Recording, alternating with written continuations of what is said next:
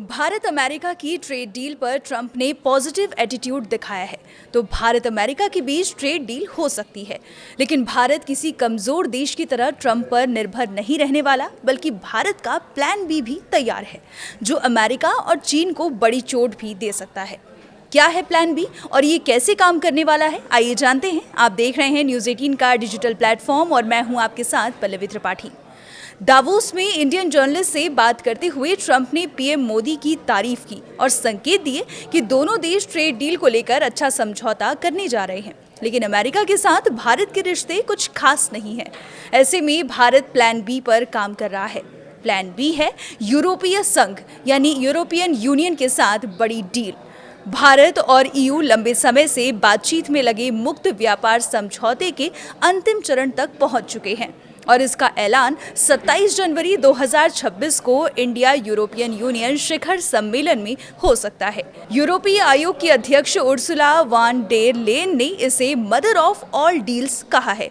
यह समझौता दुनिया की लगभग 2 अरब आबादी और वैश्विक जीडीपी के चौथाई हिस्से को जोड़ता है। यह एफटीए खासतौर से सामान, सर्विसेज और ट्रेड रूल्स पर फोकस करेगा। समझौते को यूरोपियन यूनियन परिषद में मंजूरी और यूरोपीय संसद की पुष्टि के बाद लागू किया जाएगा, जिसमें 1 साल या उससे ज्यादा समय लग सकता है।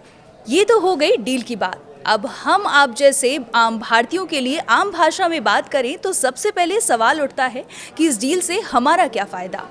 यूरोप में 450 मिलियन से ज्यादा लोग रहते हैं और ये दुनिया का $20 ट्रिलियन से बड़ी इकोनॉमी वाला मार्केट है। एफटीए के बाद भारत को इस बड़े मार्केट में कम या बिना टैक्स के एंट्री मिलेगी।